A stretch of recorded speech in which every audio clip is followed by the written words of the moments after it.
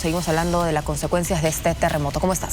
¿Qué tal, Lorena? Así es, lamentablemente se incrementó la cifra de víctimas mortales a causa de ese terremoto de 7,7 que sacudió Myanmar y Tailandia. Más de 150 personas ya han muerto y cientos han resultado heridas.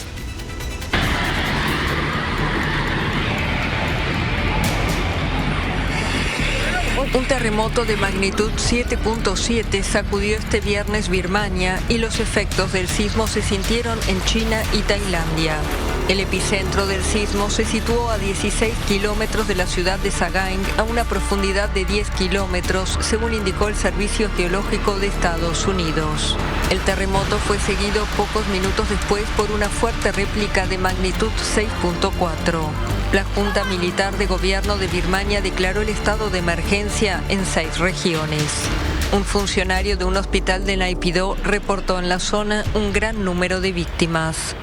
El terremoto también golpeó con fuerza el norte de Tailandia y la capital Bangkok, a unos 1000 kilómetros de distancia del epicentro. Las autoridades tailandesas decretaron el estado de emergencia en Bangkok, donde el movimiento de tierra dejó numerosos daños. En especial, este edificio en construcción de más de 30 pisos se derrumbó y unos 40 obreros quedaron atrapados entre los escombros.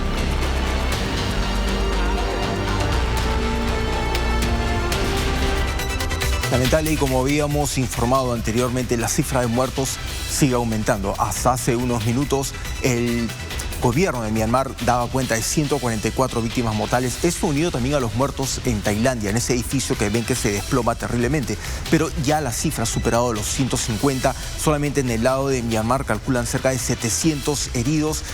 También hay gran cantidad de personas heridas en Tailandia. En el edificio que se derrumba han muerto 9 trabajadores y también calculan que hay más de 40 personas atrapadas por los escombros. Trabajadores, ¿no? Principalmente que estaban en medio de esta Lógicamente estaban en plena construcción de ese rascacielos, ¿no? O sea, ya habían levantado 30 pisos, o sea, tampoco es una estructura pequeña, ¿no?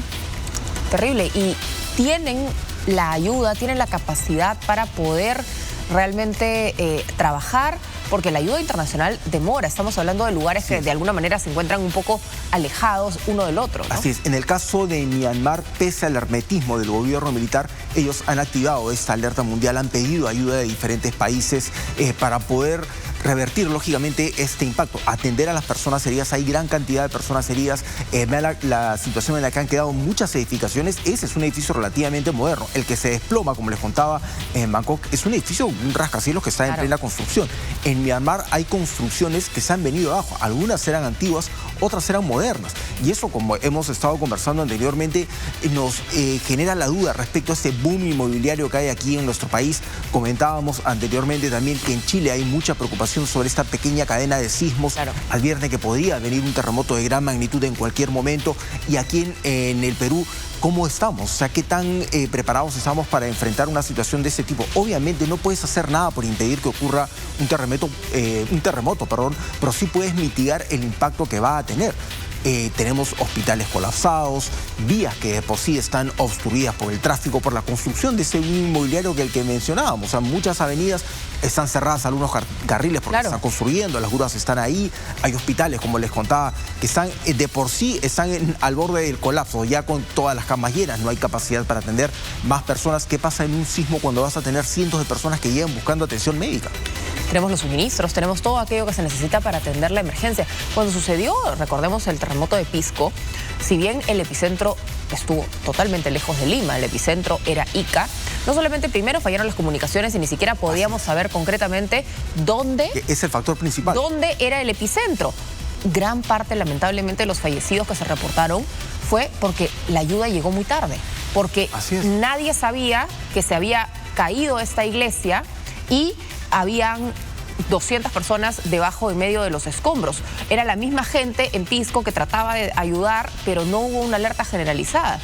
Cosas que se supone hoy han sido superadas, que hoy se han mejorado esos sistemas de comunicación para evitar situaciones como las pasadas, pero estamos hablando de algo que nos sucedió este siglo. No estamos hablando de terremotos... año 2007. Por eso, no estamos hablando de un terremoto de 70. Pisco tampoco está lejísimo, no. Está cerca relativamente de Lima, es un poco más de 200 kilómetros, un poco menos de 200 kilómetros más o menos. Pero la ayuda tarda en llegar, carreteras que quedaron inutilizadas, lo hemos visto muchas veces aquí, con huaicos, con derrumbes, quedan aislados, provincias que quedan aisladas, empiezan a pedir ayuda, el gobierno regional de repente se da cuenta que no tiene grúas, que no tienen excavadoras para poder auxiliar, para poder despejar las vías, y ahí cuando te das cuenta, recordarás estas inundaciones que hubo el año pasado, que de repente salía un municipio y decía, ah, sí, bueno, nosotros tenemos maquinaria, pero no funciona nada, o sea, el 95% está estropeado, ¿no? Recién informas, o sea, recién te das cuenta. Y eso es lo que estamos viendo allí a partir de este terremoto, porque claro, estamos hablando de la zona de Bangkok, la zona de a veces uno piensa en Tailandia y piensa más que nada en las islas, en las playas, pero la ciudad de Bangkok tiene unos edificios inmensos, tiene muchísimo desarrollo y estamos viendo cómo ha quedado golpeada. ¿Había visto que Donald Trump había ofrecido ayuda a la zona? Así es, había ofrecido ayuda humanitaria para Myanmar, pero eso también demora, o sea, por lo menos puede demorar un día, o sea, tal vez si es que llega la ayuda, esperemos que llegue pronto, podrá llegar ya mañana. Pero estamos hablando de personas que en este momento están asustadas, como nos contaba nuestro compatriota, ¿no? Así, aquí la gente no sabía qué hacer porque es algo que nunca ocurre. Claro, las autoridades en Myanmar revelaban que un terremoto de esta magnitud no se había visto en el país en casi 200 años, o sea, imagínate, generaciones que nunca han vivido una situación de ese tipo, no sabían exactamente qué hacer, los gobiernos totalmente desprevenidos. En Bangkok, que es una ciudad moderna relativamente, se vino abajo ese edificio que estaba en plena construcción porque, como bien señalaba nuestro compatriota, o sea, es un territorio, claro, es un suelo relativamente blando. Claro, hay un estudio de suelos y todo para levantar un edificio de ese tamaño, pero también basta que hay una falla en la base de la estructura, por su propio peso se viene abajo. Cuando nosotros hablamos de esa situación, llevándola un poco aquí a nuestro país, vemos que hay un boom inmobiliario, pero claro, o sea, ¿cuántas de estas edificaciones se están respetando todas las normas que se deberían respetar? Hay que recordar que el terremoto del 2010 en Chile, condominios modernos quedaron partidos en dos, en más de un pedazo, y se dieron cuenta que casi nadie había respetado las normas que había.